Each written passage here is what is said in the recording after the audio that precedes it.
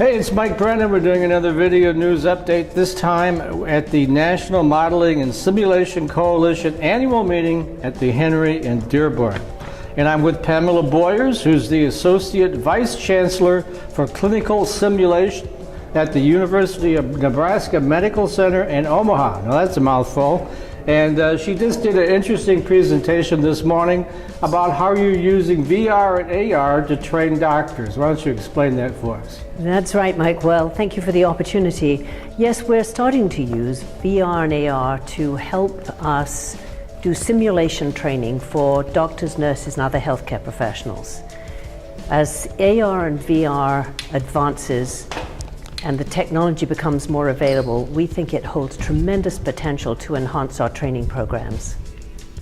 All right, how so? Why don't you go into a little bit more detail on that? So healthcare is already using clinical simulation. What that means is they're using human patient simulators and doing hands-on training to prepare them as either as individuals or as teams to take care of patients in the real setting. The whole idea is to have them be proficient and comfortable and confident before they start doing things to patients as they're learning. So we have these clinical simulation centers, and they learn not only as individuals but as teams. But what we see happening is, with the advent of AR and VR, that we can really make learning very exciting, immerse them in virtual environments, create almost any patient care or healthcare scenario that is possible, and improve their learning experience. All right, and so how long has that been going on in Nebraska? Well, we've been planning this now for about 2 years, and we're in the process of creating a new building. It's a very large building. It's an interprofessional building, and what that means is that the doctors, nurses, pharmacists, and allied healthcare professionals share this space.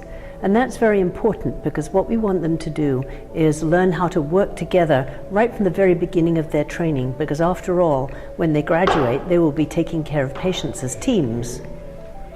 Okay, and then is this Nebraska? I mean, when one thinks of Nebraska, they don't necessarily think of VR and AR, so why Nebraska?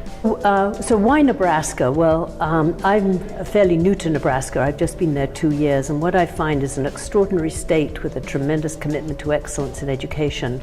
And in particular, not only do we have a hub of excellence with Nebraska Medicine and UNMC in Omaha, but there's a real intent to reach out to the rest of the state to make sure that the standard of training is excellent across the state.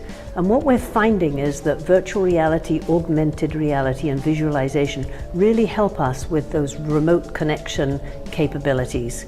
And it gives us ways not only to create simulations that can go across distance, but also new ways of looking at the human body, new ways to learn how to do procedures, and new ways of how to interact with colleagues. All right, and are other medical facilities reaching out to you to tap your knowledge right now? As a matter of fact, they are. What we see is a trend emerging. Most medical schools, most nursing schools have simulation centers. But what we're seeing is a very early trend to what we call these mega simulation centers, which are interprofessional in nature, and where they're beginning to incorporate visualization and augmented and virtual reality.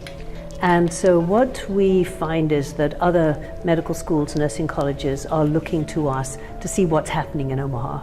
Okay, and if they want to reach out to you now, what's the best way to do that? Well, probably the best way is to Google iExcel. iExcel is the name of the program, IEXCEL.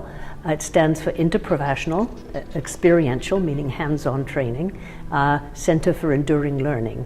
And if they Google iExcel, we should pop up there. We're just about creating our new website, so hopefully there'll be a website very soon. All right, great. Well, that was Pamela Boyars, who's the Associate Vice Chancellor for Clinical Simulation at the University of Nebraska Medical Center in Omaha, and you've been watching Video News Update. Thank you, Mike.